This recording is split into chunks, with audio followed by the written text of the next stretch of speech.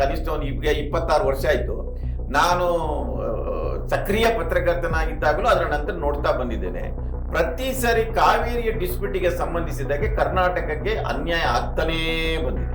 ಅದ್ರ ಬಗ್ಗೆ ಡೌಟೇ ಇಲ್ಲ. ಕಾವೇರಿ ನೀರು ನಿಯಂತ್ರಣ ಸಮಿತಿ ಈ ವರದಿ, ಈ ಥರದೆಲ್ಲ ವರದಿಯನ್ನ ತಗೊಂಡು ತೀರ್ಮಾನ ಮಾಡಬೇಕಾಗಿತ್ತು, ಒಪ್ಕೋತೀನಿ. ಅಟ್ ದ ಸೇಮ್ ಟೈಮ್ ರಾಜ್ಯ ಸರ್ಕಾರ ನಮ್ಮ ಇಲ್ಲಿನ ಪರಿಸ್ಥಿತಿಯ ಬಗ್ಗೆ ಸಮಿತಿ ಮುಂದೆ ಒಂದು ಸರಿಯಾದ ಆರ್ಗ್ಯುಮೆಂಟ್ ಮಾಡ್ಬೇಕಿತ್ತಲ್ವಾ. ಕರ್ನಾಟಕ ಜೊತೆಗೆ ಮಾತುಕತೆಗೆ ಬರ್ತೀನಿ ಅಂತ ಹೇಳಿದರೆ, at the same time Mekedatu ವಿಷಯದಲ್ಲಿ ಮೇಕೆದಾಟು ಅಣೆಕಟ್ಟು ಕಟ್ಟಲಿಕ್ಕೆ ತಮಿಳುನಾಡಿನ ಒಪ್ಪಿಗೆ ಪಡೆಯುವ ಅಗತ್ಯ ಇಲ್ಲ ಕರ್ನಾಟಕ ಅಂತ ಕೇಂದ್ರ ಸರ್ಕಾರ ಸಂಸತ್ ಅಧಿವೇಶನದಲ್ಲಿ ಅಧಿಕೃತವಾಗಿ ಹೇಳಿದೆ. ಆ ಹೇಳಿಕೆಯನ್ನ ಹಿಂಪಡಿರಿ, ವಿತ್ಡ್ರಾ ಮಾಡಿ ಅಂತ ವಿಜಯ್ ಮೋದಿಗೆ ಪತ್ರ ಬರೆದಿದ್ದಾರೆ. ಅದರಿಂದ ಇವರು ಅವತ್ತು ಏನಾದ್ರೂ ಒಂದು ಸ್ಟ್ಯಾಂಡ್ ತಗೊಂಡ್ರೆ ಇನ್ನು 2 ವರ್ಷಕ್ಕೆ ಇಲೆಕ್ಷನ್ ಬರಬೇಕು. ಮೊದಲೇ ಬಿಜೆಪಿಯ ಸ್ಥಿತಿ ಬಹಳ ಖರಾಬ್ ಆಗ್ಬಿಟ್ಟಿದೆ. ಅದರಿಂದ ಇಂಥದ್ದೇನೋ ತಗೊಂಡ್ರೆ ಜನ ಮತ್ತೆ ಬಿಜೆಪಿಯನ್ನು ದೂರ ಮಾಡ್ತಾರೆ ಅನ್ನೋದಿದೆ. ಅದೊಂದು ಅಡ್ವಾಂಟೇಜ್. ಅದರಿಂದ ನನ್ನ ಪ್ರಕಾರ ಮುಖ್ಯಮಂತ್ರಿಗಳು ಇರಲಿ, ಇಲ್ಲದ್ರೆ ಕಾಂಗ್ರೆಸ್ ಪಕ್ಷ ಸರ್ಕಾರ ಪ್ರಧಾನಿ ಮಧ್ಯಸ್ಥಿಕೆ ವಹಿಸಬೇಕು ಅಂತ ಹೇಳ್ಬೋದು. ಇದು ಜೂನ್, ಜುಲೈ, ಆಗಸ್ಟ್, ಸೆಪ್ಟೆಂಬರ್ ಈ 4 ತಿಂಗಳ ಡಿಸ್ಪ್ಯೂಟ್. ಅದಕ್ಕಿಂತ ಸೆಪ್ಟೆಂಬರ್ ನಂತರ ನೀವು ಹುಡುಕಿದ್ರು ಕಾವೇರಿ ವಿವಾದ ಇರುವುದಿಲ್ಲ.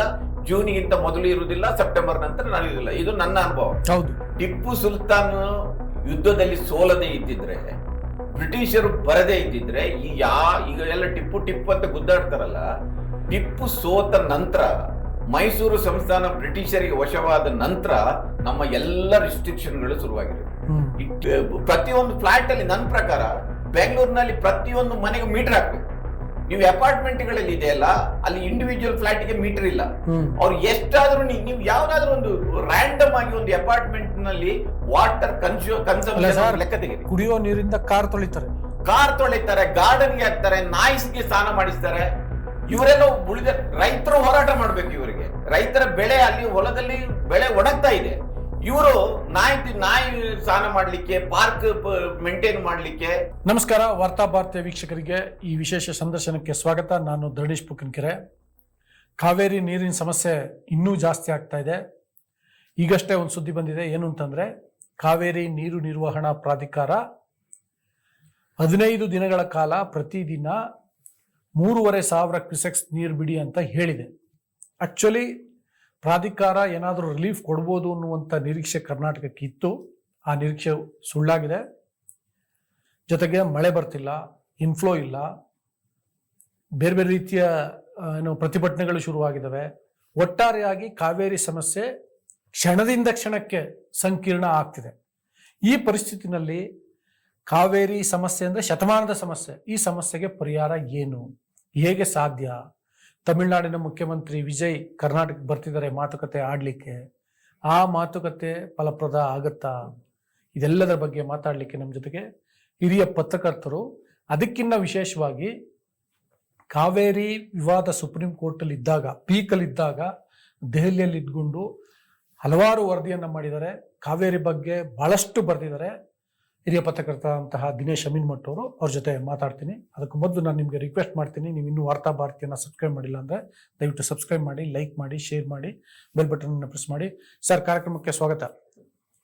ಏನು ಸರ್, ಕಾವೇರಿ ಸಮಸ್ಯೆ ಇನ್ನಷ್ಟು ಕಗ್ಗಂಟಾಗ್ತಾ ಇದೆ. ಈಗ ಏನು ಪರಿಹಾರ ಇದಕ್ಕೆ? ಪರಿಹಾರ ಮಳೆ ಚೆನ್ನಾಗಿ ಬರಬೇಕು. ಅದು ಇದ್ದಿದ್ದೆ. ಮಳೆ ಚೆನ್ನಾಗಿ ಬಂದು ನೀರು ಹರಿದ್ರೆ ಪರಿಹಾರ ಆಗುತ್ತೆ. ಇದು ನ್ಯಾಚುರಲ್ ಆದ ಪರಿಹಾರ. ಉಳಿದದ್ದು ಮನುಷ್ಯ ಮಾತ್ರ ಮಾಡಬೇಕಾದ ಕೆಲಸ. ಕಾವೇರಿ ಡಿಸ್ಪ್ಯೂಟ್ ಇಲ್ಲಿಯವರೆಗೆ ನೀವು ನೋಡ್ತಾ ಬಂದರೆ ಇದು 2 ಬಗೆಯ ಪರಿಹಾರ ಇದೆ ಇದಕ್ಕೆ. ಒಂದು ಕಾನೂನಿನ ಹೋರಾಟ, ಇನ್ನೊಂದು ರಾಜಕೀಯ ಸಂಧಾನಗಳು. ಇದು 2 ಇವತ್ತಿನವರೆಗಿನ ವಿವಾದವನ್ನು ನೀವು ಇತಿಹಾಸವನ್ನು ತೆಗೆದು ನೋಡಿದರೆ ಇದು ಒಟ್ಟೊಟ್ಟಿಗೆ ನಡೀಬೇಕಾಗಿರೋದು. ಕಾನೂನಿನ ಹೋರಾಟ ಒಂದು ಕಡೆ ನಡೀಬೇಕು, ಇನ್ನೊಂದು ಕಡೆ ರಾಜಕೀಯ ಸಂಧಾನಗಳು ನಡೀಬೇಕು. ಬಹುಶಃ ಸದ್ಯಕ್ಕೆ ರಾಜ್ಯ ಸರ್ಕಾರ 2 ಹಾದಿಯಲ್ಲಿದೆ ಅಂತ ತಿಳ್ಕೊಳ್ಬಹುದು. ಅಂದ್ರೆ ಒಂದು ಕಡೆ ಈಗ ಇವತ್ತು ನೀವು ಈಗಷ್ಟೇ ಹೇಳಿದ ಪ್ರಕಾರ ಕಾವೇರಿ ಮ್ಯಾನೇಜ್ಮೆಂಟ್ ಪ್ರಾಧಿಕಾರ ಏನಿದೆ, ಅವರು ಇವರಿಗೊಂದು ಹೋಪ್ಸ್ ಇತ್ತು. ಕಾವೇರಿ ನೀರು ನಿರ್ವಹಣಾ ಸಮಿತಿ ಏನು 15 ದಿವಸಗಳ 3,500 ಕ್ಯೂಸೆಕ್ಸ್ ಅಂದರೆ ಒಟ್ಟು 4 TMC ನೀರು ಶಾರ್ಟೇಜ್ ಏನಿದೆ ಅದನ್ನು ಕೊಡಬೇಕು. ಶಾರ್ಟೇಜ್ ಇರೋದು ಬಹುಶಃ 8 TMC ಏನೋ ಇದೆ, ಅದರ 50% ಕೊಡಿ ಅಂತ ಅವರು 3,500 ಕ್ಯೂಸೆಕ್ಸ್ ಹೇಳಿದ್ದಾರೆ. ಸೊ ಅದರ ವಿರುದ್ಧ ಇವರೊಂದು ಅಪೀಲ್ ಹೋಗಿದ್ದಾರೆ ಪ್ರಾಧಿಕಾರಕ್ಕೆ, ಅದು ಫೇಲ್ ಆಗಿದೆ. ಈಗ ಮುಂದೆ ಇರೋದು ಸುಪ್ರೀಂ ಕೋರ್ಟ್. ಇವರು ಸುಪ್ರೀಂ ಕೋರ್ಟಿಗೆ ಹೋಗ್ಲಿಕ್ಕಿರೋದು ಒಂದು ಪರಿಹಾರ.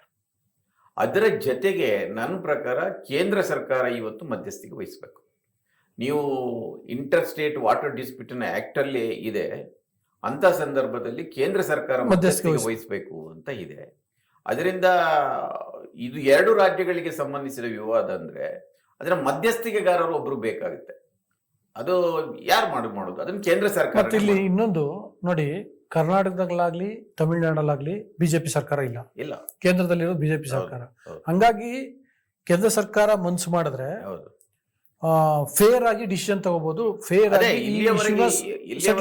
ಇಲ್ಲಿಯವರೆಗೆ ಏನಾಗಿತ್ತು ಅಂದ್ರೆ, ನಮ್ಗೆ ಕರ್ನಾಟಕಕ್ಕೆ ಇರುವ ಒಂದು ಡಿಸ್ಅಡ್ವಾಂಟೇಜ್ ಏನಿತ್ತು ಅಂದ್ರೆ, ಒಂದು ಕರ್ನಾಟಕದಲ್ಲಿ ಯಾವಾಗ್ಲೂ ಇರುವುದು ರಾಷ್ಟ್ರೀಯ ಪಕ್ಷಗಳ ಸರ್ಕಾರ, ತಮಿಳುನಾಡಿನಲ್ಲಿ ಇರುವುದು ಪ್ರಾದೇಶಿಕ ಪಕ್ಷಗಳ ಸರ್ಕಾರ. ಮತ್ತು ಆ ಪ್ರಾದೇಶಿಕ ಪಕ್ಷ ಅದು DMK ಇರಲಿ ADMK ಇರಲಿ, ಕೇಂದ್ರ ಸರ್ಕಾರದ ಆಡಳಿತ ಪಕ್ಷದ ಜೊತೆಗೆ ಒಂದು ಅಲಯನ್ಸ್ ಇತ್ತು. ಅದು ಮನಮೋಹನ್ ಸಿಂಗ್ ಇದ್ದಾಗ್ಲೂ ಇತ್ತು, ವಾಜಪೇಯಿ ಇದ್ದಾಗ್ಲೂ ಇತ್ತು. ಅದರಿಂದ ಅವರು ಬ್ಲಾಕ್ ಮೇಲ್ ಮಾಡ್ತಾ ಇದ್ರು ಸೆಂಟ್ರಲ್ ಗವರ್ಮೆಂಟ್. ಬಹುಶಃ ಇದೇ ಮೊದಲ ಬಾರಿ ತಮಿಳುನಾಡಿನಲ್ಲಿ ಬಿಜೆಪಿಗೆ ಸ್ಟೇಕ್ ಇಲ್ಲ, DMK ಜೊತೆನೂ ಇಲ್ಲದ್ರೆ ADMK ಜೊತೆ ಇದೆ ಅವರದ್ದು. ಅದು ಪವರ್ ಅಲ್ಲಿ ಇಲ್ಲ. ಮತ್ತು ಆಡಳಿತ ಪಕ್ಷದ ಜೊತೆ ವಿಜಯ್ ಜೊತೆನೂ ಅವ್ರದ್ದು ಇಲ್ಲ. ಅದರಿಂದ ಈ ಸಂದರ್ಭದಲ್ಲಿ ಅದೊಂದು ಅಡ್ವಾಂಟೇಜ್ ಬಹಳ. ನೀವು ಕಾವೇರಿನ ಇತಿಹಾಸ ತೆಗೆದು ನೋಡಿದ್ರೆ ಮೊದಲ ಬಾರಿ ಆ ರೀತಿ ಒಂದು ಸ್ಟೇಕ್ ಇಲ್ಲ. ಅದರಿಂದ ಕರ್ನಾಟಕದ ಬಿಜೆಪಿಯವರು ಎಷ್ಟೇ ಕೂಗಾಡ್ಲಿ, ಬಹುಶಃ ಕೇಂದ್ರ ಸರ್ಕಾರಕ್ಕೆ ಈಗ ಹಾಗೆ ನೋಡಿದ್ರೆ ಅವರ ಸ್ಟೇಕ್ ಇರುವುದು ಕರ್ನಾಟಕಕ್ಕೆ, ತಮಿಳುನಾಡಿಗೆ ಇಲ್ಲ. ಇಲ್ಲಿ ಬಿಜೆಪಿ ಇದೆ. ಅದರಿಂದ ಇವರು ಅವತ್ತು ಏನಾದ್ರೂ ಒಂದು ಸ್ಟ್ಯಾಂಡ್ ತಗೊಂಡ್ರೆ, ಇನ್ನು 2 ವರ್ಷಕ್ಕೆ ಇಲೆಕ್ಷನ್ ಬರಬೇಕು, ಮೊದಲೇ ಬಿಜೆಪಿಯ ಸ್ಥಿತಿ ಬಹಳ ಖರಾಬ್ ಆಗ್ಬಿಟ್ಟಿದೆ.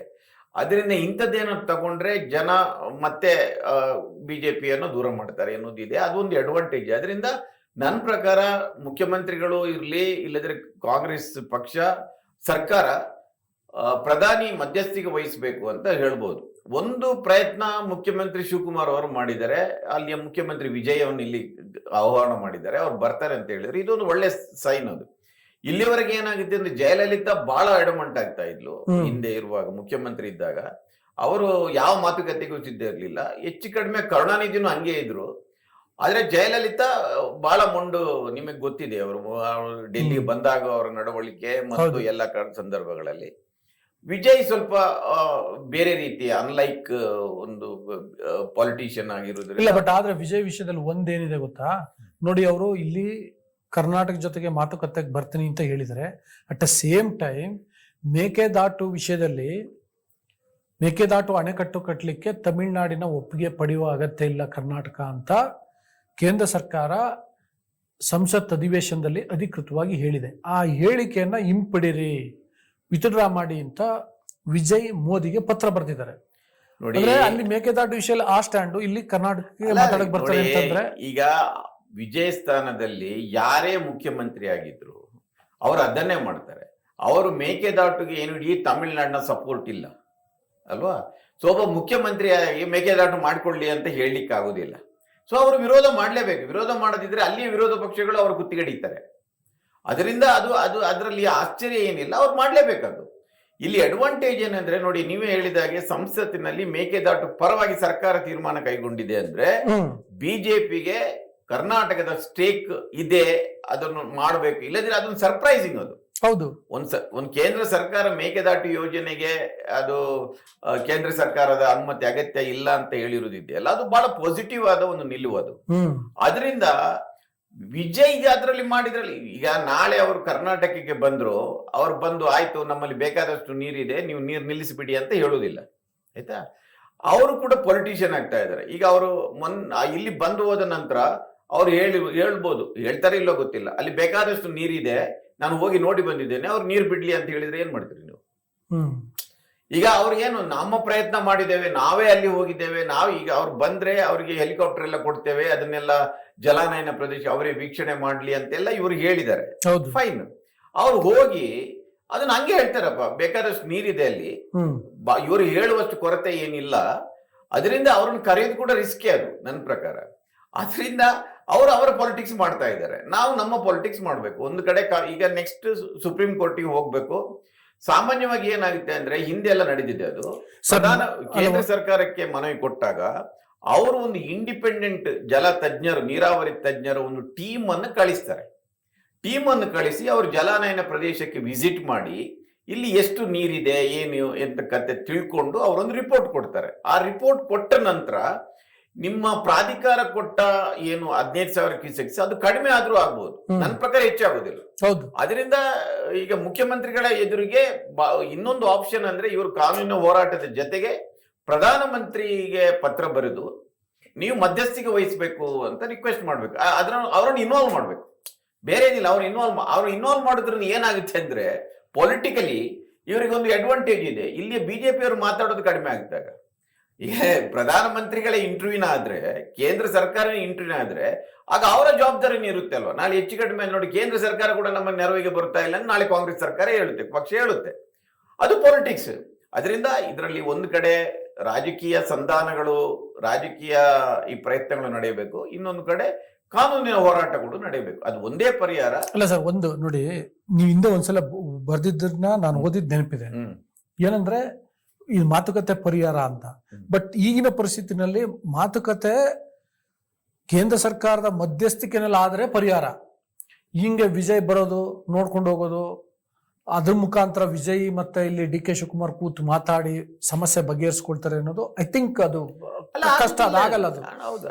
ಕೇಂದ್ರ ಸರ್ಕಾರ ಮಧ್ಯಸ್ಥಿಕೆನಲ್ಲಿ ಮಾತುಕತೆ ನಡೆದ್ರೆ, ರಾಜಕೀಯವಾಗಿ ಸಂಧಾನ ನಡೆದ್ರೆ, ಆಗ ಏನ್ ಬೇಕಾದ್ರೂ ಆಗಬಹುದು. ಕೇಂದ್ರ ಸರ್ಕಾರ ನೋಡಿ, inter dispute inter state water dispute act ಅಲ್ಲೇ ಇದೆ ಅದು. ಹಿಂದೆ ಬಹಳಷ್ಟು ಪ್ರಕರಣಗಳಲ್ಲಿ ಆಗಿದೆ. ಅಲ್ಲ, ಆಕ್ಟ್ ಅಲ್ಲೇ ಇದೆ, ಅವ್ರು ಬರ್ಬೇಕು, ಅವ್ರಿಗೆ ಜವಾಬ್ದಾರಿ ಇದೆ ಅಲ್ಲ. ಈಗ ಒಂದು ರಾಜ್ಯದ ಸಮಸ್ಯೆ ಆದ್ರೆ, ಈಗ ಕರ್ನಾಟಕದ ಒಂದು ಉತ್ತರ ಕರ್ನಾಟಕ, ದಕ್ಷಿಣ ಕರ್ನಾಟಕದ ಸಮಸ್ಯೆ ಇದೆ, ಎತ್ತಿನೊಳೆ ಅದು ಬೇರೆ, ಅದು ಒಳಗಿನ ಅದರಲ್ಲಿ ಅವ್ರು ಇಂಟರ್ವ್ಯೂನ್ ಆಗ್ಬಾರ್ದು. ಎರಡು ಸ್ಟೇಟ್ ಇಂದ ಆದಾಗ ಯಾರು ಮತ್ತೆ ಇಂಟರ್ವ್ಯೂನ್ ಆಗೋದು? ಟ್ರಂಪ್ ಬಂದು ಮಾಡ್ಲಿಕ್ಕೆ ಆಗುದಿಲ್ಲ, ಅದನ್ನು ಪ್ರಧಾನಿ ಮೋದಿ ಅವರೇ ಮಾಡ್ಬೇಕು. ಅದರಿಂದ ನನ್ನ ಪ್ರಕಾರ ಅವ್ರನ್ನ ಹೇಳ್ಕೊಡ್ಬೇಕಾದ್ರೆ ನಿಮ್ಗೂ ಜವಾಬ್ದಾರಿ ಇದೆ ಅಂತ ಹೇಳ್ಬೇಕು. ಯಾಕೆಂದ್ರೆ ನೀವು ಮೊನ್ನೆ ಕಾವೇರಿ ನೀರು ನಿರ್ವಹಣಾ ಸಮಿತಿಯ ಏನು ಆದೇಶ ಇದೆಯಲ್ಲ, ಅದು ಒಂದು ಮೊದಲನೇದಾಗಿ ಅದು ಅನುಷ್ಠಾನಕ್ಕೆ ತರಲಿಕ್ಕೆ ಅಸಾಧ್ಯವಾದದ್ದು, ಇನ್ನೊಂದು ಬಹಳ ಅವಸರದಿಂದ ಕೂಡಿರೋದು ನನ್ನ ಪ್ರಕಾರ. ಅದು ಅದು ಅದು ಯಾಕೆ ಮಾಡಿದ್ರು ಅಂತ ಗೊತ್ತಿಲ್ಲ. ನಾನು ಕಾವೇರಿ ಡಿಸ್ಪ್ಯೂಟ್ ಅನ್ನು ಬಹಳ ವರ್ಷಗಳಿಂದ, ಹೆಚ್ಚು ಕಡಿಮೆ 2000 ವರ್ಷಗಳಿಂದ, ಕನಿಷ್ಠ ಒಂದು ಈಗ 26 ವರ್ಷ ಆಯ್ತು, ನಾನು ಸಕ್ರಿಯ ಪತ್ರಕರ್ತನಾಗಿದ್ದಾಗಲೂ ಅದರ ನಂತರ ನೋಡ್ತಾ ಬಂದಿದ್ದೇನೆ. ಪ್ರತಿ ಸರಿ ಕಾವೇರಿಯ ಡಿಸ್ಪ್ಯೂಟಿಗೆ ಸಂಬಂಧಿಸಿದಾಗೆ ಕರ್ನಾಟಕಕ್ಕೆ ಅನ್ಯಾಯ ಆಗ್ತಾನೇ ಬಂದಿದೆ, ಅದ್ರ ಬಗ್ಗೆ ಡೌಟೇ ಇಲ್ಲ. ಆದ್ರೆ ಮೊನ್ನೆ ಲಾಸ್ಟ್ ಅಂತಿಮ ತೀರ್ಪಲ್ಲಿ ಒಂದಷ್ಟು ರಿಲೀಫ್ ಸಿಕ್ತು. ಸುಪ್ರೀಂ ಕೋರ್ಟ್ ಮತ್ತೆ ಅದನ್ನು ಮಾಡಿಫೈ ಮಾಡಿದಾಗ ಅದು 177 TMC 192 ಕಡಿಮೆ ಮಾಡಿದ್ರಲ್ಲ, 1924 ಒಪ್ಪಂದವನ್ನು ರದ್ದು ಮಾಡಿದ್ರು, ಇದು ನಮ್ಮ ಬೆಳೆ ಮೇಲಿದ್ದ ರಿಸ್ಟ್ರಿಕ್ಷನ್ ಅನ್ನು ತೆಗೆದು ಹಾಕಿದ್ರು. ಇದೆಲ್ಲ ನಮಗೆ ಸ್ವಲ್ಪ ಅಡ್ವಾಂಟೇಜ್ ಇದೆ. ಅದು ಬಿಟ್ರೆ ನಿರಂತರವಾಗಿ ಕರ್ನಾಟಕಕ್ಕೆ ಅನ್ಯಾಯ ಆಗಿದೆ, ಕರ್ನಾಟಕದ ರೈತರಿಗೆ ಅನ್ಯಾಯ ಆಗಿದೆ, ಅದ್ರ ಬಗ್ಗೆ ದುಸ್ರ ಮಾತೇ ಇಲ್ಲ. ಈಗ ಕಾವೇರಿ ನೀರು ನಿರ್ವಹಣಾ ಸಮಿತಿ ಇದೆಯಲ್ಲ, ಅವರಲ್ಲಿ ಇವತ್ತು ಯಾರು, ಈಗ ನಮ್ಮಲ್ಲಿದ್ದ ನೀರು ಎಷ್ಟು ಇದೆ, ಮಳೆ ಎಷ್ಟು ಬಂದಿದೆ, ಬೆಳೆ ಪ್ರದೇಶ ಎಷ್ಟಿದೆ, ಎಷ್ಟು ಮಂದಿ ಬೆಳೆ ಹಾಕಿದ್ದಾರೆ, ಯಾವ ಹೊಲದಲ್ಲಿ ಒಣಗ್ತಾ ಇದೆ ಏನು ತಿಳ್ಕೊಳ್ಳಿಕ್ಕೆ ಇದು ರಾಕೆಟ್ ಸೈನ್ಸ್ ಅಲ್ಲ. ಇವತ್ತಿನ ತಂತ್ರಜ್ಞಾನ ವಿಜ್ಞಾನದಲ್ಲಿ ನೀವು ಒಂದು ಕಚೇರಿಯಲ್ಲಿ ಕೂತು ಅಲ್ಲಿ ಇಡೀ ಚಿತ್ರವನ್ನು ತೆಗಿಬಹುದು, ಸುಳ್ಳು ಹೇಳಲಿಕ್ಕೆ ಆಗುದಿಲ್ಲ. ಒಂದ್ ನಿಮಿಷ, ಕಾವೇರಿ ನೀರು ನಿಯಂತ್ರಣ ಸಮಿತಿ ಈ ವರದಿ, ಈ ತರದೆಲ್ಲ ವರದಿಯನ್ನ ತಗೊಂಡು ತೀರ್ಮಾನ ಮಾಡ್ಬೇಕಾಗಿತ್ತು, ಒಪ್ಕೋತೀನಿ. ಅಟ್ ದ ಸೇಮ್ ಟೈಮ್ ರಾಜ್ಯ ಸರ್ಕಾರ ನಮ್ಮ ಇಲ್ಲಿನ ಪರಿಸ್ಥಿತಿಯ ಬಗ್ಗೆ ಸಮಿತಿ ಮುಂದೆ ಒಂದು ಸರಿಯಾದ ಆರ್ಗ್ಯುಮೆಂಟ್ ಮಾಡ್ಬೇಕಿತ್ತಲ್ವಾ? ತಮಿಳ್ನಾಡವರು ಕೇಳಿದ್ರು, ನಮಗೆ ಏನೋ ಬೇಸಿಗೆ ನೀರಿಲ್ಲ, ನೀರು ಕೊಡಿ ಅಂತ ಕೇಳಿದ್ರು. ಅದಕ್ಕೆ ಪೂರಕವಾಗಿ ಇವರು ಕರ್ನಾಟಕದವರು ಆ ಥರದ ವಾದ ಮಂಡಿಸಿದ್ರೆ ಬಹುಶಃ ಈಗ ಪ್ರತಿದಿನ 3,500 ಕ್ಯೂಸೆಕ್ಸ್ ಇರಲ್ಲ, ಅದು ಕಡಿಮೆ ಆಗ್ತಿತ್ತೇನೋ, 15 ದಿನ ಇದ್ದಿದ್ದು ಕಡಿಮೆ ಆಗ್ತಿತ್ತೇನೋ. ರಾಜ್ಯ ಸರ್ಕಾರದ ವೈಫಲ್ಯ ಕೂಡ ಸ್ವಲ್ಪ ಮಟ್ಟಿಗೆ ಇದೆ ಅಂತ ಅನಿಸ್ತಿಲ್ಲ. ನೋಡಿ, ಏನಾಗಿದೆ ಅಂದ್ರೆ 22-21 ಸಿದ್ದರಾಮಯ್ಯರ 2 ಕಾಲದಲ್ಲಿ ಕಾವೇರಿ ಡಿಸ್ಪ್ಯೂಟ್ ಆಯ್ತು. 16 ಮತ್ತು 17 ನಾನಾಗ ಮಾಧ್ಯಮ ಸಲಹೆಗಾರ ಆಗಿದ್ದೆ, ನನಗೆ ಗೊತ್ತದು ಏನೆಲ್ಲ ಆಗಿದೆ ಅಂತ. ಮತ್ತೊಂದು 22-23 ಆಯ್ತು, 2 ಕಡೆ ಆಗಿದೆ. 23ರ ನಂತರ ಈ 3 ವರ್ಷಗಳಲ್ಲಿ ನಮ್ಗೆ ಏನು ಡಿಸ್ಪ್ಯೂಟ್ ಇರಲಿಲ್ಲ. ನಾವು ಆರಾಮಾಗಿದ್ದೇವೆ. ಮಳೆ ಮಳೆ ಚೆನ್ನಾಗಿ ಇತ್ತು. ಬರ್ತಾ ಇದೆ, ನೀರು ಹರಿದು ಹೋಗ್ತಾ ಇದೆ. ಇವತ್ತು ಯಾರೋ ಒಬ್ರು ವಿರೋಧ ಪಕ್ಷದ ನಾಯಕರು ಈ ಕುಮಾರಸ್ವಾಮಿಯನ್ನ ಹೇಳಿದ್ದಾರೆ. ಸ್ವಲ್ಪ ನಿಜ, ಅವರ ಕಾಲದಲ್ಲೂ ಏನೂ ಆಗಿಲ್ಲ, ಅದು ಬೇರೆ. ನೀವು ಈ 3 ವರ್ಷದಲ್ಲಿ ಸಮುದ್ರಕ್ಕೆ ಈಗ ಇವತ್ತೊಂದು ಯಾವುದೋ ಪತ್ರಿಕೆಯಲ್ಲಿದೆ, ನಾವು ಎಷ್ಟು ನೀರನ್ನ ಸುಮ್ಮನೆ ಬಿಟ್ಟುಬಿಟ್ಟಿದ್ದೇವೆ ಅಂತ. ಆ ನೀರನ್ನ ನೀವು ಬಹಳಷ್ಟು ಕೆರೆಗಳನ್ನು ತುಂಬಿಸಬಹುದಿತ್ತು. ನಾವು ಅದನ್ನು ಮಾಡಿಲ್ಲ. ಅದೊಂದು ಸರ್ಕಾರದ, ಅದು ಆ ಸರ್ಕಾರ, ಈ ಸರ್ಕಾರ, ಆ ಪಕ್ಷ ಈ ಪಕ್ಷ ಅಂತಲ್ಲ. ರೈತರಿಗೆ ನೋಡಿ, ಹೇಮಾವತಿ ಜಲಾನಯನ ಪ್ರದೇಶದಲ್ಲಿ ಅದು ಹೇಮಾವತಿ ಪ್ರಾಜೆಕ್ಟ್ ಇರುವುದೇ ಸೆಮಿ ಡ್ರೈ ಕ್ರಾಪ್ಗೆ, ಅದು ಭತ್ತ ಬೆಳೀಲಿಕ್ಕೆ, ಕಬ್ಬು ಬೆಳೀಲಿಕ್ಕೆ ಅಲ್ಲ. ನಾವೆಲ್ಲ ಭತ್ತ ಕಬ್ಬು ಹಾಕಿ ನೀರು ವಾಟರ್ ಫೆಡ್ ಕ್ರಾಪ್ಗಳನ್ನೇ ಹಾಕ್ತಾ ಇದ್ದೇವೆ. ಅದು ಇನ್ನೊಂದು ಕತೆ. ಅದು ಅದರ ಪಕ್ಕಕ್ಕಿಡೋಣ. ನಾನು ಹೇಳ್ತಾ ಇರೋದು ನೋಡಿ, ಚಾನಲ್ಗಳನ್ನು ಮಾಡಿದ ನಂತರ ಇವರು ಫೀಲ್ಡ್ ಚಾನಲ್ಗಳನ್ನು ಮಾಡಬೇಕು. ಯಾರು ಫೀಲ್ಡ್ ಚಾನಲ್ಗಳನ್ನು ಮಾಡೋದಿಲ್ಲ, ಆಯ್ತು ಬಿಡಿ. ನಾನು ಹೇಳೋದು, ಎಲ್ಲೆಲ್ಲಿ ಕಾಲುವೆ ಹೋಗುತ್ತೆ ಅಲ್ಲಿಂದ ಕೆರೆಗಳಿಗೆ ಎಲ್ಲೆಲ್ಲಿ ನೀರು ಬಿಡ್ಲಿಕ್ಕಾಗುತ್ತೆ ತುಂಬಿಸಿಬಿಡುದಪ್ಪ. ಅದಕ್ಕೆ ಏನು ರಿಸ್ಟ್ರಿಕ್ಷನ್ ಇಲ್ಲ, ನೀವು ತುಂಬಿಸಿಬಿಡ್ಬೋದಿತ್ತು. ಆ ಕೆರೆಗಳನ್ನು ದುರಸ್ತಿ ಮಾಡಬೇಕು ಮತ್ತು ತುಂಬಿಸಿಬಿಡ್ಬೇಕು. ಅದು ನಾವು ಮಾಡಿಲ್ಲ. ಫಸ್ಟ್ ಇದರ ನಂತರ ನಾನು ಇಲ್ಲಿ ಹೇಳ್ಬೋದೇ ಬೇಡವಾ ಗೊತ್ತಿಲ್ಲ ನನಗೆ. ಇನ್ಸೈಡ್ ಇನ್ಫಾರ್ಮೇಶನ್ ಒಂದಿದೆ. ಸಾಮಾನ್ಯವಾಗಿ ಏನ್ ಮಾಡ್ತಾರೆ ಅಂದ್ರೆ, ನೀವು ಈಗ ಇದು ನೋಡಿ, ಇಡೀ ವಾಟರ್ ಡಿಸ್ಪ್ಯೂಟ್ನ ಕ್ರಕ್ಸ್ ಏನಿದೆ ಅಂದ್ರೆ, ಜೂನ್, ಜುಲೈ, ಆಗಸ್ಟ್, ಸೆಪ್ಟೆಂಬರ್ ತಿಂಗಳಲ್ಲಿ 123 TMC ನೀರು ಬಿಡ್ಬೇಕು. 123 TMC. ನೀವು 177 TMCಯಲ್ಲಿ 123 TMC ಬಿಡ್ಬೇಕಾಗಿರೋದು ಈ 4 ತಿಂಗಳಲ್ಲಿ. ಆಯ್ತಾ? ಈಗ ಅವ್ರು ಹೇಳ್ತಾರೆ, ನಾವು ಈಗ ಜೂನ್ಗೆ ಮತ್ತು ಜೂನಿಗೆ 9 TMC, ಜುಲೈಗೆ 31 TMC ನೀರು ಅವರು ಬಿಡಬೇಕಿತ್ತು. ನಾವು 8 TMC ಗಿಂತ ಹೆಚ್ಚು ಇದನ್ನು ಶಾರ್ಟೇಜ್ ಇಟ್ಕೊಂಡಿದ್ದೇವೆ. ಯಾಕಂದ್ರೆ ಇವರು ಗೇಟ್ ಮುಚ್ಚಿ ಇಟ್ಟಿದ್ರು, ನೀರು ಬಿಟ್ಟಿರ್ಲಿಲ್ಲ. ನಮ್ಮ ರೈತರಿಗೆ ಒಳ್ಳೇದಾಗುತ್ತೆ ಅಂತ ಬಿಟ್ಟಿದ್ರು. ನಾನು ಹೇಳೋದು ರೈತರ ದೃಷ್ಟಿಯಿಂದಲ್ಲ, ಸರ್ಕಾರದ ದೃಷ್ಟಿಯಿಂದ. ಇವರು ಸ್ವಲ್ಪ ಇಲ್ಲಿವರೆಗೆ ಹೆಚ್ಚು ನೀರು ಬಿಟ್ಟಿದ್ರೆ ಶಾರ್ಟೇಜ್ ಒಂದು 4 TMC ಅಷ್ಟೇ ಇರ್ತಿತ್ತು. ಅದರಿಂದ ಒಂದು 2 TMC ಕೊಡಿ ಅಂತ ಹೇಳಿದ್ರೆ ಈ ಡಿಸ್ಪ್ಯೂಟ್ಗಳು ಇರ್ತಾ ಇರ್ಲಿಲ್ಲ. ಇವರೇನ್ ತಿಳ್ಕೊಂಡ್ರು, ಮಳೆ ಚೆನ್ನಾಗಿ ಬರ್ತಾ ಇರ್ಲಿಲ್ಲ. ಹಾಗೆ ನೋಡಿದ್ರೆ ಇದು ಡಿಸ್ಪ್ಯೂಟ್ ಆಗುತ್ತೆ ಅಂತ ಗೊತ್ತಿದ್ರೆ ನಮ್ಮ ಕೊರತೆಯನ್ನು ಸ್ವಲ್ಪ ಕಡಿಮೆ ಮಾಡಿಬಿಟ್ಟಿದ್ರೆ ಈ ಪಬ್ಲಿಕ್ ರೇಸ್ ಇರ್ತಾ ಇರ್ಲಿಲ್ಲ. ಈಗ 4 TMC ಬೇಡಪ್ಪ, 2 TMC ಅಂತ ಹೇಳಿದ್ರೆ ನೀವು 3500 ಕ್ಯೂಸೆಕ್ಸ್ ಬದಲಿಗೆ ಒಂದು 1750 ಕ್ಯೂಸೆಕ್ಸ್ ಈಗಲೂ ಹೋಗ್ತಾ ಇದೆ. ಅದು ಹೋಗ್ತಾ ಇದೆ. ನಮ್ಮ ದೊಡ್ಡ ಚಾಲೆಂಜ್ ಇರೋದು ಈಗ ಜುಲೈಯಲ್ಲಿ ಆಯ್ತಲ್ಲ, ನೀವು ಆಗಸ್ಟ್ ಅಲ್ಲಿ 46 TMC ಬಿಡಬೇಕು, ಸೆಪ್ಟೆಂಬರ್ ಅಲ್ಲಿ 36 TMC ಬಿಡಬೇಕು. ಇದು ಇಲ್ಲಿಗೆ ನಿಲ್ಲೋದಿಲ್ಲ. ಈ ಕಾವೇರಿ ಡಿಸ್ಪ್ಯೂಟ್ ಇಲ್ಲಿ ಇದು ಪ್ರಾರಂಭ.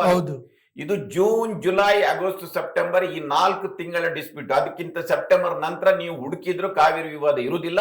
ಜೂನ್ಗಿಂತ ಮೊದಲು ಇರುವುದಿಲ್ಲ, ಸೆಪ್ಟೆಂಬರ್ ನಂತರ ನಡೆಯುವುದಿಲ್ಲ. ಇದು ನನ್ನ ಅನುಭವ. ಹೌದು. ಎಲ್ಲ ಹಾರಾಟ, ಚೀರಾಟ, ಘೋಷಣೆ, ಪ್ರತಿಭಟನೆ, ಸುಡುದು ಬಿಡುದು ಎಲ್ಲವೂ ಸೆಪ್ಟೆಂಬರ್ಗೆ ಎಂಡು. ಅದರ ನಂತರ ಇಲ್ಲಿ ಬೆಳೆ ಇರುವುದಿಲ್ಲ. ಇದರ ನೋಡಿ, ನಮ್ಗೆ ಎಷ್ಟೊಂದು ಡಿಸ್ಅಡ್ವಾಂಟೇಜ್ ಇದೆ ಅಂದ್ರೆ, ನೀವು ಡೆಲ್ಲಿಯಲ್ಲಿದ್ದವರು ನಿಮಗೆ ಗೊತ್ತಿದೆ, ನಮ್ಮ ಪರವಾಗಿ ಏನಿಲ್ಲ. ಸುಪ್ರೀಂ ಕೋರ್ಟ್ ಇರುವುದಿಲ್ಲ, ಮೀಡಿಯಾ ಇರುವುದಿಲ್ಲ. ಯಾಕಂದ್ರೆ ಈ ತಮಿಳರು ಇದಾರಲ್ಲ, ಅವರು ಸುಪ್ರೀಂ ಕೋರ್ಟ್ ಅಲ್ಲೂ ಕೂತಿರ್ತಾರೆ.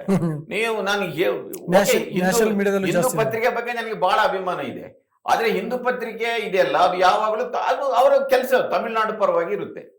ಆಮೇಲೆ ಅಲ್ಲಿ ಸುಪ್ರೀಂ ಕೋರ್ಟ್ ಇದ್ದ ಎಲ್ಲಾ ಜಡ್ಜ್, ಹಿಂದೂ ಪತ್ರಿಕೆ ದೆಹಲಿನಲ್ಲಿ ಇನ್ಫ್ಲೂಯೆನ್ಷಿಯಲ್ ಮೇನ್ಲಿ ಜಡ್ಜಿಗಳೆಲ್ಲ ಇದಾರಲ್ಲ, ಅವರು ಓದ್ತಾರೆ. ಅದರಲ್ಲಿ ಎಡಿಟೋರಿಯಲ್ಗಳು, ಅದ್ರ ಎಡಿಟ್ ಪೇಜ್ ಆರ್ಟಿಕಲ್ಗಳು, ಅಂದ್ರೆ ಒಂದು ಒಪಿನಿಯನ್ ಫಾರ್ಮ್ ಮಾಡೋದು ಇರುತ್ತಲ್ಲ, ಅದರಲ್ಲಿ ನಾವು ಯಾವತ್ತೂ ಸೋತಿದ್ದೇವೆ. ಡೆಲ್ಲಿಯಲ್ಲಿ 3/4 ನಮ್ಮ ವರದಿಗಾರರು ಇರುವುದು, ಒಂದು 10-20 ಮಂದಿ ಇರ್ಬೋದು. ಅವ್ರ ಹಂಗಲ್ಲ, ಎಲ್ಲ ನಾನು ಗೊತ್ತಿಲ್ಲ, ಒಂದು 10 ಮಂದಿ ಇರ್ಬೋದು. ನಾನು ಇರುವಾಗ 4 ಮಂದಿ ಇದ್ರು. ನಿಮ್ ಕಾಲದಲ್ಲಿ ಒಂದು 10-12 ಮಂದಿ. ಮತ್ತೆ ಕಡಿಮೆ. ನೀವು ಅಲ್ಲಿ ಹಿಂದೂಸ್ತಾನ್ ಟೈಮ್ಸ್ಗೆ ಹೋಗಿ, ಟೈಮ್ಸ್ ಆಫ್ ಇಂಡಿಯಾ, ಅಲ್ಲಿ ಎಲ್ಲರೂ ತಮಿಳರು, ಮಲಯಾಳರುಗಳು ಇದ್ದಾರೆ ಅಲ್ಲಿ ಕೆಲಸ. ಬರೀ ತಮಿಳ್ ಪತ್ರಿಕೆಯಲ್ಲೆಲ್ಲ ಅವ್ರ ಎಡಿಟೋರಿಯಲ್ ಅಲ್ಲಿ ಮತ್ತೊಂದು. ಅದರಿಂದ ಪಬ್ಲಿಕ್ ಒಪಿನಿಯನ್. ಆಮೇಲೆ ಸಹಜವಾದ ಡಿಸ್ಅಡ್ವಾಂಟೇಜ್ ಏನಂದ್ರೆ, ನಿಮ್ಮಲ್ಲಿ ನೀರಿದೆ ಅಂತೆ, ನೀವು ನೀರು ಬಿಡ್ತಾ ಇಲ್ಲ ಅಂತೆ. ಇದು ಮೇಲ್ಗಡೆ ಇರುವವರದ್ದಿಗೆ ಇರುವ ಡಿಸ್ಅಡ್ವಾಂಟೇಜ್, ಕೆಳಗಡೆ ಇರುವವರದ್ದೇ ಒಂದು ಅಡ್ವಾಂಟೇಜ್. ಅದು ಈಗ ಮೆಟ್ಟೂರು ಜಲಾಶಯದಲ್ಲಿ ಎಷ್ಟು ನೀರಿದೆ ಅನ್ನೋದೊಂದು ಲೆಕ್ಕಕ್ಕಾಗಲ್ಲ ಅವರು. ಈಗ ಅವ್ರು ಏನು ಹೇಳಿದ್ರು, ಈ ಸರಿ ನೀರು ಬಿಟ್ಟಿಲ್ಲ ಅಂತ. ಹೋದ್ ಸರಿ ನೀರು ಬಿಟ್ಟಿದ್ರಲ್ಲಿ ಮೆಟ್ಟೂರು ಜಲಾಶಯದಲ್ಲಿ ಎಷ್ಟು ನೀರು ಉಳಿದಿದೆ ಅದರ ಲೆಕ್ಕ ಯಾರು ಕೊಡುದಿಲ್ಲ. ಆಮೇಲೆ ನಮ್ಗೆಲ್ಲ ಗೊತ್ತಿದೆ ನೈಋತ್ಯ ಮಾರುತ ಮತ್ತು ಈಶಾನ್ಯ ಮಾರುತ. ನಮಗೆ ಒಂದೇ ಬೆಳೆ ಇರೋದು. ಮತ್ತು ಸೆಪ್ಟೆಂಬರ್ ನಂತರ ತಮಿಳುನಾಡಿಗೆ ಮಳೆ ಆಗುತ್ತೆ, ಈಶಾನ್ಯ ಮಾರುತದ್ದು ಮಳೆ ಆಗುತ್ತೆ. ಈಗ ಅವರು ಸಾಂಬಾ ಬೆಳೆ ಬೆಳೀತಾರೆ, ನೆಕ್ಸ್ಟ್ ಕುರುವೈ ಬೆಳೀತಾರೆ.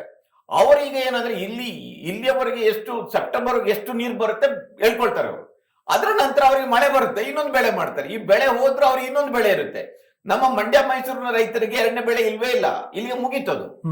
ಸೊ ನಮ್ಗೆ ಸಾಕಷ್ಟು ಡಿಸ್ಅಡ್ವಾಂಟೇಜ್ಗಳಿದೆ, ಪೊಲಿಟಿಕಲ್ ಇದೆ, ಆಮೇಲೆ ನೈಸರ್ಗಿಕವಾದ ಇಲ್ಲಿದೆ, ಆಮೇಲೆ ನಮ್ಮ ಹಿಂದಿನ ಹಿಸ್ಟ್ರಿಗಳೆಲ್ಲ ಇದೆ ನೋಡಿ. ಟಿಪ್ಪು ಸುಲ್ತಾನ್ ಯುದ್ಧದಲ್ಲಿ ಸೋಲದೆ ಇದ್ದಿದ್ರೆ, ಬ್ರಿಟಿಷರು ಬರದೇ ಇದ್ದಿದ್ರೆ ಈಗ ಎಲ್ಲ ಟಿಪ್ಪು ಅಂತ ಗುದ್ದಾಡ್ತಾರಲ್ಲ, ಟಿಪ್ಪು ಸೋತ ನಂತರ ಮೈಸೂರು ಸಂಸ್ಥಾನ ಬ್ರಿಟಿಷರಿಗೆ ವಶವಾದ ನಂತರ ನಮ್ಮ ಎಲ್ಲ ರಿಸ್ಟ್ರಿಕ್ಷನ್ಗಳು ಶುರುವಾಗಿರುತ್ತೆ. ಈ ಟಿಪ್ಪುನ ಬಗ್ಗೆ ಇಷ್ಟೆಲ್ಲ ಕೂಗಾಡ್ತಾರಲ್ಲ, ನನಗೆ ಇದನ್ನು ನೋಡಿ ರೈತರಿಗೆ ಅರ್ಥ ಆಗ್ಬೇಕು. ಟಿಪ್ಪು ಏನಾದ್ರೂ ಆ ಯುದ್ಧದಲ್ಲಿ ಗೆದ್ದಿದ್ರೆ ಈ ಕಾವೇರಿ ಡಿಸ್ಪ್ಯೂಟೇ ಇರ್ತಾ ಇರ್ಲಿಲ್ಲ, ಆಯ್ತಾ. ಯಾವಾಗ ಟಿಪ್ಪು ಸೋತು ಬ್ರಿಟಿಷರು ಬಂದ್ರು, ಮೈಸೂರು ಸಂಸ್ಥಾನ ಒಂದು ಬ್ರಿಟಿಷರ ಅಧೀನ ಸಂಸ್ಥಾನ ಆಯ್ತು. ಮೊದಲ ಬಾರಿ ಕೆರೆಗಳ ದುರಸ್ತಿ ಮಾಡ್ಲಿಕ್ಕೆ ಅಡ್ಡಿ ಮಾಡಿದ್ರು 1890 ಟೈಮ್ನಲ್ಲಿ. ಅಲ್ಲಿಂದ ಈ ಡಿಸ್ಪ್ಯೂಟ್ಗಳು ಸ್ಟಾರ್ಟ್. ಆಕ್ಚುಲಿ ಟಿಪ್ಪು ಕಾಲದಲ್ಲಿ ಎಷ್ಟು ಸಾವಿರಾರು ಕೆರೆಗಳು ಮಾಡಿದ್ರು. ನಾನು ಹೇಳ್ತಾ ಇರೋದು ಅವರು ಇಡೀ ನೀರಾವರಿ ಬಗ್ಗೆನೇ ಅವನಿಗೊಂದು ಕಲ್ಪನೆ ಇತ್ತು, ಅವ್ನು ಮಾಡ್ತಿದ್ದ. ಅವ್ನು ಸೋತ ಕಾರಣಕ್ಕಾಗಿ ಕರ್ನಾಟಕ ಇಷ್ಟು ದೊಡ್ಡ ಹೊಡೆತ ಇತ್ತಂದ್ರೆ ಇಲ್ಲಿವರೆಗೆ ಅನುಭವಿಸ್ತಾ ಇದ್ದಾರೆ ಅದನ್ನು ಬ್ರಿಟಿಷರು. ಮದ್ರಾಸ್ ಸಂಸ್ಥಾನ ಯಾವತ್ತು ತಮಿಳುನಾಡಿನ ಪರವಾಗಿ ಇತ್ತಲ್ಲ, 2 ಒಪ್ಪಂದಗಳು 1924 ಒಪ್ಪಂದ ಸೇರಿ ಅವರ ಕಾಲದಲ್ಲಿ ಆಗಿರೋದು ಅದು. ನಮ್ಗೆ ಒಂದು ಕೆರೆಯ ಮಣ್ಣನ್ನು ತೆಗಿಲಿಕ್ಕೆ ಬಿಡ್ಲಿಲ್ಲ ಬ್ರಿಟಿಷರು. ಬಹಳ ದೊಡ್ಡ ಐತಿಹಾಸಿಕವಾಗಿ ಆದ ಅನ್ಯಾಯ ಒಂದು. ಈಗ ಈ ಪ್ರಾದೇಶಿಕ ಪಕ್ಷ, ರಾಷ್ಟ್ರೀಯ ಪಕ್ಷ, ತಮಿಳುನಾಡು ಇದು ಇನ್ನೊಂದು ರಾಜಕೀಯವಾಗಿ ನಮಗೆ ಬಹಳ ಅನ್ಯಾಯ ಆಗಿದೆ. ಕರ್ನಾಟಕದ ಕಾವೇರಿ ಜಲಾನಯನ ಪ್ರದೇಶದ ರೈತರಿಗೆ ನಿರಂತರವಾಗಿ ಅನ್ಯಾಯ ಆಗಿದೆ, ಅದ್ರ ಡೌಟೇ ಇಲ್ಲ. ಈ ಸಮಸ್ಯೆ ಏನಂದ್ರೆ ಇದು ಕೇವಲ ರೈತರ ಸಮಸ್ಯೆ ಆಗಿ ಉಳಿದಿಲ್ಲ. ಬೆಂಗಳೂರಿನ ಕುಡಿಯುವ ನೀರಿನ ಇರುವುದೇ ಕಾವೇರಿ ಮೇಲೆ. ರೈತರಾದ್ರೂ ಕಾದಾರು. ಈಗ ನಮ್ಗೆ ಇವತ್ತು ಎಲ್ಲ ಮಾತಾಡ್ತಾರೆ, ಬಹಳ ಮಂದಿ ಘಟಾನುಘಟಿಗಳು, ಇಲ್ಲಿ ದೊಡ್ಡ ದೊಡ್ಡ ಕಾರ್ಪೊರೇಟ್ ದೊರೆಗಳೆಲ್ಲ ಬಂದಿದ್ದಾರೆ. ನಾನು ಇನ್ನೊಮ್ಮೆ ಬರೆದಿದ್ದೆ, ಇದು ಕೇವಲ ರೈತರ ಸಮಸ್ಯೆ ಅಲ್ಲ. ನೀವು ಕೇಂದ್ರ ಸರ್ಕಾರಕ್ಕೆ ಒತ್ತಡ ತರಬೇಕಾದಾಗ ಈ ಕಾರ್ಪೊರೇಟ್ ದೊರೆಗಳು ಪ್ರಧಾನಿ ಮೋದಿ ಅವರ ಗುಣಗಾನ ಮಾಡ್ತಾರಲ್ಲ, ಇವರು ಒಂದು ನಿಯೋಗವಾಗಿ ಹೇಳ್ಬೇಕು ನಮಗೆ ಅನ್ಯಾಯ ಆಗಿದೆ ಅಂತ. ಬರೀ ರೈತರು ಹೋರಾಟ ಮಾಡೋದಲ್ಲ, ರೈತರು ಹೋರಾಟ ಮಾಡ್ತಾರೆ, ಕಾವೇರಿಯಲ್ಲಿ ನೀರು ಬರುತ್ತೆ, ನೀವು ಆರಾಮಾಗಿ ಕೂತ್ಕೊಂಡು ನಿಮ್ಗೆ ಬೇಕಾದ್ದು ನೀವು. ನನ್ನ ಪ್ರಕಾರ ಸಿಟಿಯಲ್ಲಿ ನಿಮ್ಮ ಕಮೋಡ್ ನಲ್ಲಿ ನಾವು ಫ್ಲಶ್ ಮಾಡ್ತೇವಲ್ಲ, ಅದನ್ನೊಂದು ಸ್ಟಾಪ್ ಮಾಡಿದ್ರೆ ಎಷ್ಟೋ ನೀರು ನಮಗೆ ಉಳಿಸಬಹುದು. ನೀವು ಪ್ರತಿಯೊಂದು ಫ್ಲಾಟ್ ಅಲ್ಲಿ, ನನ್ನ ಪ್ರಕಾರ ಬೆಂಗಳೂರಿನಲ್ಲಿ ಪ್ರತಿಯೊಂದು ಮನೆಗೆ ಮೀಟರ್ ಹಾಕ್ಬೇಕು. ನೀವು ಅಪಾರ್ಟ್ಮೆಂಟ್ಗಳಲ್ಲಿ ಇದೆಯಲ್ಲ, ಅಲ್ಲಿ ಇಂಡಿವಿಜುವಲ್ ಫ್ಲಾಟ್ಗೆ ಮೀಟರ್ ಇಲ್ಲ. ಅವ್ರು ಎಷ್ಟಾದ್ರೂ ನೀವು ಯಾವ್ದಾದ್ರು ಒಂದು ರ್ಯಾಂಡಮ್ ಆಗಿ ಒಂದು ಅಪಾರ್ಟ್ಮೆಂಟ್ ನಲ್ಲಿ ವಾಟರ್ ಕನ್ಸಂಪ್ಷನ್ ಲೆಕ್ಕ ತೆಗೆದು, ಕುಡಿಯೋ ನೀರಿಂದ ಕಾರ್ ತೊಳಿತಾರೆ, ಗಾರ್ಡನ್ಗೆ ಹಾಕ್ತಾರೆ, ನಾಯಿಸ್ಗೆ ಸ್ನಾನ ಮಾಡಿಸ್ತಾರೆ. ಇವರೆಲ್ಲ ಉಳಿದ ರೈತರು ಹೋರಾಟ ಮಾಡ್ಬೇಕು. ಇವರಿಗೆ ರೈತರ ಬೆಳೆ ಅಲ್ಲಿ ಹೊಲದಲ್ಲಿ ಬೆಳೆ ಒಣಗ್ತಾ ಇದೆ. ಇವರು ನಾಯಿ ಸ್ನಾನ ಮಾಡ್ಲಿಕ್ಕೆ, ಪಾರ್ಕ್ ಮೇಂಟೈನ್ ಮಾಡ್ಲಿಕ್ಕೆ ನೀವು ಅವ್ರಿಗೆ ಮೀಟ್ರೇ ಇಲ್ಲ ಅಪಾರ್ಟ್ಮೆಂಟ್ ಅಲ್ಲಿ. ಓಕೆ ಸರ್, ನಾನು ಈಗಿನ ವಿಷಯಕ್ಕೆ ಬರ್ತೀನಿ ನೋಡಿ. ಈಗ ಕೇಂದ್ರ ಸರ್ಕಾರದ ಮಧ್ಯಸ್ಥಿಕೆಯಿಂದ ಮಾತ್ರ ಸಮಸ್ಯೆ ಬಗೆಹರ್ಲಿಕ್ಕೆ ಸಾಧ್ಯ. ಇದ್ರಾಗ ಏನು ಎರಡನೇ ಯೋಚನೆ ಇಲ್ಲ. ಓಕೆ, ಆದ್ರೂ ಈಗ ರಾಜ್ಯ ಸರ್ಕಾರ ಈ ಮುಂದೆ ಭಾನುವಾರ ಸರ್ವಪಕ್ಷ ಸಭೆ ಕರೆದಿದೆ. ಅದಿನ್ನೂ ಸ್ವಲ್ಪ ಬೇಗ ಕರಿಬೇಕಿತ್ತು. ಬೇಗ ಕರೆದು ಆ ನಂತರದಲ್ಲಿ ವಿಜಯ್ ಅವ್ರನ್ನ ಆಹ್ವಾನಿಸ್ಬೇಕಾ ಬೇಡವಾ, ಅವ್ರ ಜೊತೆ ಚರ್ಚೆ ಮಾಡ್ಬೇಕಾ ಇಲ್ವಾ, ಮತ್ತೆ ವಿಜಯ್ ಜೊತೆ ಚರ್ಚೆ ಮಾಡುವಾಗ ಕೇಂದ್ರ ಸರ್ಕಾರದ ಮಧ್ಯಸ್ಥಿಕೆ ವಹಿಸ್ಕೊಂಡು ಇಟ್ಕೊಂಡು ಮಾಡ್ಬೇಕಾ ಅನ್ನೋದ್ರ ಬಗ್ಗೆ ಯೋಚನೆ ಮಾಡ್ಬೇಕಿತ್ತಲ್ವಾ. ಇದು ಒಂದ್ ಕಡೆ ಡಿ ಕೆ ಶಿವಕುಮಾರ್ ವಿಜಯ್ ಜೊತೆ ಮಾತಾಡೋದು, ಇನ್ನೊಂದ್ ಕಡೆ ಸರ್ವಪಕ್ಷ ಸಭೆ ಕರೆಯೋದು, ಸರ್ವಪಕ್ಷ ಸಭೆನೂ ಲೇಟ್ ಆಗಿ ಕರೆಯೋದು. ಈ ತರದ ಒಂದು ಏನೋ ಸರ್ಕಾರದ ಒಂಥರ ಏನೋ ನಿಧಾನಗತಿಯ ಹೆಜ್ಜೆ ಜೊತೆಗೆ ಸೂಕ್ತವಾದಂತ ಹೆಜ್ಜೆಗಳಲ್ಲದೆ ಇರೋದ್ರಿಂದ ಅದು ಈಗ ಸಮಸ್ಯೆ ಜಾಸ್ತಿ ಆಗ್ಲಿಕ್ಕೆ ಕಾರಣ ಆಗ್ತಿದೆಯಾ ಅಂತ. ಒಂದು ಮುಖ್ಯಮಂತ್ರಿ ಡಿ ಕೆ ಶಿವಕುಮಾರ್ ಅವರಿಗೆ ಇದೊಂದು ಬಹಳ ದೊಡ್ಡ ಸವಾಲು. ಆಯ್ತಾ, ನಾವು ಅಂದ್ಕೊಂಡಿದ್ದೆವು ಅವರ ಪೊಲಿಟಿಕಲ್ ಆದ ಸವಾಲುಗಳು 2 ಬರುತ್ತೆ. ಈಗ ಒಂದು ಬಿಡದಿ, ಇನ್ನೊಂದು ಏನಾದ್ರೂ ಕಾಸ್ಟ್ ಸೆನ್ಸಸ್ ರಿಪೋರ್ಟ್ ಬಂದಾಗ ಬರುತ್ತೆ. ಈ ಅನಿರೀಕ್ಷಿತವಾಗಿ ಕಾವೇರಿ ಬಿಡಿದಿದೆ. ಕಾವೇರಿ ಅದು ಅವರಿಗೆ ಬಹಳ ಹತ್ತಿರದ ಒಂದು ಸಂಬಂಧ ಇದೆ. ಯಾಕೆಂದ್ರೆ ಒಂದು ಕಾವೇರಿಯ ನೀರು, ಇನ್ನೊಂದು ಕಾವೇರಿ ಜಲಾನಯನ ಪ್ರದೇಶದ ರಾಜಕೀಯ. ಆಯ್ತಾ, ನೀವು ನನಗೆ ತಿಳಿದಾಗೆ ಇದನ್ನ ಸಿದ್ದರಾಮಯ್ಯನವರು ಬಹಳ ಸರ್ಪ್ರೈಸಿಂಗ್ ಯಾಕೆಂದ್ರೆ ಅವರು ಉಳಿದೆಲ್ಲ ಚಾಣಾಕ್ಷತೆ ಇದೆ. ನನಗೆ ಇನ್ನೂ ಗೊತ್ತಿದೆ 2016-17 ಡಿಸ್ಪ್ಯೂಟ್ ಆದಾಗ ದೇವೇಗೌಡರು ಮತ್ತು ಅವರ ಸಂಬಂಧ ಅಷ್ಟೊಂದು ಏನು ಚೆನ್ನಾಗಿರ್ಲಿಲ್ಲ. ಒಂದು ಮೀಟಿಂಗ್ ನಲ್ಲಿ ಎಲ್ಲರೂ ಸಜೆಸ್ಟ್ ಮಾಡಿದ್ರು ದೇವೇಗೌಡರನ್ನು ಸರ್ವಪಕ್ಷ ಸಭೆಗೆ ಇನ್ವೈಟ್ ಮಾಡೋಣ ಅಂತ. ಅವರೇ ಖುದ್ದಾಗಿ ದೇವೇಗೌಡರ ಮನೆಗೆ ಹೋದ್ರು. ಅವ್ರು ಮುಖ್ಯಮಂತ್ರಿ ಆದ ನಂತರ ಮೊದಲ ಬಾರಿ ದೇವೇಗೌಡರ ಮನೆಗೆ ಹೋದ್ರು, ಕೊನೆ ಬಾರಿ ಕೂಡ. ಅವ್ರನ್ನ ಕೈ ಹಿಡಿದು ಕರ್ಕೊಂಡು ಬಂದ್ರು ಆಯ್ತಾ. ಬ್ಯಾಂಕ್ಔಟ್ ಇದು ಕಾನ್ಫರೆನ್ಸ್ ಹಾಲ್ ಅಲ್ಲಿ ಅಕ್ಕಪಕ್ಕದಲ್ಲಿ ಕೂತು ಒಂದು ಮೆಸೇಜ್ ಕೊಟ್ರು, ಅಂದ್ರೆ ತಮಿಳ್ನಾಡಿಗೆ ಮತ್ತು ದೇಶಕ್ಕೆ ನಾವು ಯುನೈಟ್ ಆಗಿದ್ದೇವೆ ಅಂತ. ಅದರ ಇಂಪ್ಯಾಕ್ಟ್ ಆಗುತ್ತೆ. ಇವತ್ತು ನನಗೆ ದೇವೇಗೌಡರ ರಾಜಕೀಯದ ಬಗ್ಗೆ ಸುಮಾರು ಭಿನ್ನಾಭಿಪ್ರಾಯ ಇದೆ, ಅದು ಪಕ್ಕಕ್ಕಿಡುವ. ಆದ್ರೆ ನೀರಿನ ರೈತರ ಸಮಸ್ಯೆ ಬಂದಾಗ ಆ ಮನುಷ್ಯನಿಗೆ ಇರುವ ಒಳನೋಟಗಳು ಅದು ಬಹುಶಃ ಕರ್ನಾಟಕ ರಾಜಕೀಯದಲ್ಲಿ ಬಹಳ ಮಂದಿಗೆ ಇಲ್ಲ. ಅವರು ಈಗಲೂ ಅವರದ್ದು ಈಗ ಏನಾಗಿದೆ ಅಂದ್ರೆ ಇವತ್ತಿನ ರಾಜಕೀಯದಲ್ಲಿ ಶಿವಕುಮಾರ್ ಮತ್ತು ದೇವೇಗೌಡರ ಕುಟುಂಬ ಪರಸ್ಪರ ಪ್ರತಿಸ್ಪರ್ಧಿಗಳು. ಅಂದ್ರೆ ಈ ಜಲಾನಯನ ಪ್ರದೇಶದ ರಾಜಕೀಯವನ್ನು ಕೈಗೆ ತಗೊಳ್ಳೋ ವಿಷಯ. ಆದ್ರೆ ಸರ್ ಈಗ ನೋಡಿ, ನಾನು ಮೊನ್ನೆ ಯಾರ್ದೋ ಸುಮ್ಮನೆ ಖಾಸಗಿಯಾಗಿ ಮಾತಾಡ್ತಿದ್ದಾಗ ಹೇಳಿದೆ, ಈ ಸಲ ದಸರಾ ಉದ್ಘಾಟನೆಗೆ ಯಾರು ಕರಿಬೇಕು ಅಂತ. ನನ್ನ ಪ್ರಕಾರ ದೇವೇಗೌಡ ಕರಿಬೇಕು ಅಂತ ಹೇಳ್ಬೋದು. ನಿಜಕ್ಕೂ ಡಿ.ಕೆ. ಶಿವಕುಮಾರ್ ಅಂತ ದೊಡ್ಡ ಮನ್ಸು ಮಾಡಬೇಕು. ಮತ್ತೆ ಅದ್ ಮಾಡೋದ್ರಿಂದ ದೊಡ್ಡವರಾಗ್ತಾರೆ. ಈಗೇನ್ ಕಾವೇರಿ ವಿಷಯಕ್ಕೆ ಬರೋದಾದ್ರು ಕೂಡ ಅವಾಗ ಸಿದ್ದರಾಮಯ್ಯ ಹೋದಾಗ ಈಗ ಹೋಗ್ಬೇಕು, ಹೋಗಿ ಅವ್ರ ಹತ್ರ ಮಾತಾಡ್ಬೇಕು. ಈಗ ಡಿಲ್ಲಿಯಲ್ಲೇ ಇದಾರಲ್ಲ, ನನ್ನ ಪ್ರಕಾರ ಪ್ರಧಾನಮಂತ್ರಿಯನ್ನು ಮೀಟ್ ಮಾಡ್ಬೇಕು ಇವರು. ತಪ್ಪೇನಿದೆ? ತಪ್ಪಿಲ್ಲ. ಪ್ರಧಾನಮಂತ್ರಿ ಮೀಟ್ ಮಾಡಿ ಅವರಿಗೆ ನೀವು ಮಧ್ಯಸ್ಥಿಕೆ ವಹಿಸ್ಬೇಕಂತ ಅವ್ರು ರಿಕ್ವೆಸ್ಟ್ ಮಾಡ್ಬೇಕು, ಪತ್ರ ಬರೆಯೋದಲ್ಲ. ಈಗ ಡೆಲ್ಲಿಯಲ್ಲಿ ಸುಮ್ನೆ ಹೋಗಿ ಕಾಯ್ತಾ ಇದಾರಲ್ಲ, ಏನ್ ಕೆಲಸನೂ ಇಲ್ಲ ಅವರಿಗೆಲ್ಲ, ಯಾರಿಗೂ ಕೆಲಸ ಇಲ್ಲ. ಸಚಿವ ಸಂಪುಟ ಹೋಗಿ ಕಾಯ್ತಾ ಇದಾರಲ್ಲ, ಇದಾದ್ರೂ ಒಂದು ಕೆಲಸ ಆಗ್ಲಿ. ಪ್ರಧಾನಮಂತ್ರಿ ಒಂದು ಅಪಾಯಿಂಟ್ಮೆಂಟ್ ಕೇಳಿ, ಕೊಡದೇ ಇದ್ರೆ ಅದು ಒಂದು ರಾಜಕೀಯ. ಕೊಟ್ರೆ ನಿಮ್ಗೆ ಅನುಕೂಲ. ನೀವು ಇಂಟರ್ವ್ಯೂನ ಆಗ್ಬೇಕು, ನೀವು ನಮ್ಮ ಪರಿಸ್ಥಿತಿ ಹೀಗಿದೆ, ಚಿಂತಾಜನಕ ಆಗಿದೆ ನಮ್ಮ ಪರಿಸ್ಥಿತಿ ಅಂತ ಹೇಳ್ಬೇಕು. ಅದು ಮಾಡ್ಲೇಬೇಕು. ಅದನ್ನು ಆ ಸಂಧಾನ ಆಗ್ಬೇಕು. ಇಲ್ಲಿ ಅದೊಂದು ಸಮಸ್ಯೆ ಇದೆ ಇವತ್ತು ನೋಡಿ. ಈಗ ದೇವೇಗೌಡರು ಏನು ಸುಮ್ಮನೆ ಇರುವುದಿಲ್ಲ. ಏನೋ ಅವರ ಶ್ರೀಮತಿಯವರ ನಿಧನದಿಂದ ಸ್ವಲ್ಪ ಶಾಂತವಾಗಿದ್ದಾರೆ. ಇಲ್ಲದಿದ್ರೆ ಅವರು ಮತ್ತೆ ಎದ್ದು ನಿಲ್ಬೇಕು. ನನ್ನ ಪ್ರಕಾರ ಎದ್ದು ನಿಲ್ಬೇಕು. ಅವರಿಗೆ ಆ ದನಿಗೆ ಒಂದು ಮಹತ್ವ ಇದೆ. ಮತ್ತು ನಾನು ಹೇಳುದು, ಅವ್ರು ರಾಜಕೀಯ ಮಾಡಬಾರದು. ಈಗ ಅವರು ರಾಜಕೀಯ ಮಾಡಬಾರದು. ಒಟ್ಟಾಗಿ ಕರ್ನಾಟಕದ ರೈತರ ಹಿತಾಸಕ್ತಿ, ಬೇರೆ ಏನಾದ್ರು ರಾಜಕೀಯ ಮಾಡಿ. ಒಂದು ಸಿದ್ದರಾಮಯ್ಯನವರದ್ದು ಒಂದು ಸ್ಟೇಟ್ಮೆಂಟ್ ಯಾವಾಗಲೂ ಇದೆ, ನೆಲ ಜಲ ಭಾಷೆ ವಿಷಯದಲ್ಲಿ ನಾವು ರಾಜಕೀಯ ಮಾಡುವುದಿಲ್ಲ ಅಂತ. ನನ್ನ ಪ್ರಕಾರ ಅವ್ರು ಹಾಗೆ ನಡ್ಕೊಂಡಿದ್ದಾರೆ, ಆ ವಿಷಯದಲ್ಲಿ ಹಾಗೆ ನಡ್ಕೊಂಡಿದ್ದಾರೆ. ಉಳಿದವರ ರಾಜಕೀಯ ಏನೇ ಇರಲಿ. ಅದರಿಂದ ಶಿವಕುಮಾರ್ ಅವರು ಅದನ್ನು ಮಾಡಬೇಕು. ಸರ್ವಪಕ್ಷಗಳ ಸಭೆಯಲ್ಲಿ ಬಹಳ ಮುಖ್ಯವಾಗಿ ಪ್ರಧಾನಿಯವರನ್ನ ವಿಶ್ವಾಸ ತಗೊಳ್ಬೇಕು, ದೇವೇಗೌಡರನ್ನು ವಿಶ್ವಾಸ ತಗೊಳ್ಬೇಕು. ಅವ್ರ ವಿಶ್ವಾಸ ತಗೊಳ್ಳಿ, ಉಳಿದವರೆಲ್ಲ ಲೈನ್ಗೆ ಬರ್ತಾರೆ, ಅದರಲ್ಲಿ ಏನು ಸಮಸ್ಯೆ ಏನಿಲ್ಲ. ಅದರಿಂದ ಕಾನೂನಿನ ಹೋರಾಟದ ಜೊತೆಗೆ ಈ ರಾಜಕೀಯ ಸಂಧಾನದ ಕೆಲಸ ಮಾಡಿದ್ರೆ ಮಾತ್ರ ಇದನ್ನು ಮಾಡ್ಲಿಕ್ಕೆ ಸಾಧ್ಯ ಇದೆ. ಅದನ್ನು ಮಾಡಲೇಬೇಕಾಗುತ್ತೆ. Okay, thank you sir. ವೀಕ್ಷಕರೇ, ಇನ್ನು ನಿಮ್ಮ ಅಭಿಪ್ರಾಯನ ಕಮೆಂಟ್ ಬಾಕ್ಸ್ ಅಲ್ಲಿ ತಿಳಿಸಿ. ಜೊತೆಗೆ ಇನ್ನೂ ವಾರ್ತಾ ಭಾರತಿಯನ್ನು ಸಬ್ಸ್ಕ್ರೈಬ್ ಮಾಡಿಲ್ಲ ಅಂದ್ರೆ ದಯವಿಟ್ಟು ಸಬ್ಸ್ಕ್ರೈಬ್ ಮಾಡಿ, ಲೈಕ್ ಮಾಡಿ, ಶೇರ್ ಮಾಡಿ, ಬೆಲ್ ಬಟನ್ ಪ್ರೆಸ್ ಮಾಡಿ. Thank you. ನಮ್ಮ ಕಾರ್ಯಕ್ರಮಗಳನ್ನು ನೀವು ನೋಡ್ತಾ ಇದ್ರೆ ನಮ್ಮ ಚಾನೆಲ್ ಅನ್ನ ಸಬ್ಸ್ಕ್ರೈಬ್ ಮಾಡಿ, ಪಕ್ಕದ ಬೆಲ್ ಐಕಾನ್ ಒತ್ತಿ ನಮ್ಮನ್ನ ಬೆಂಬಲಿಸಿ. ಹಾಗೆ ನಮ್ಮ ಕಾರ್ಯಕ್ರಮಗಳನ್ನ ಲೈಕ್ ಮಾಡಿ, ಕಮೆಂಟ್ ಮಾಡಿ, ಅದನ್ನ ಬೇರೆಯವರಿಗೂ ವಾಟ್ಸ್ಆಪ್ ಮೂಲಕ ಶೇರ್ ಮಾಡಿ. ನೀವು ಹೀಗೆ ಮಾಡಿದಾಗ ನಮ್ಮ ಚಾನೆಲ್ ಮತ್ತಷ್ಟು ಜನರಿಗೆ ತಲುಪಲು ನೀವು ನಮ್ಮೊಂದಿಗೆ ಸಹಕರಿಸಿದ ಹಾಗಾಗುತ್ತೆ. ಇದು ನೀವು ಯಾವುದೇ ಖರ್ಚಿಲ್ಲದೆ ಕೆಲವೇ ಸೆಕೆಂಡುಗಳಲ್ಲಿ ನೀಡಬಹುದಾದ ಸಹಕಾರ. ಧನ್ಯವಾದಗಳು.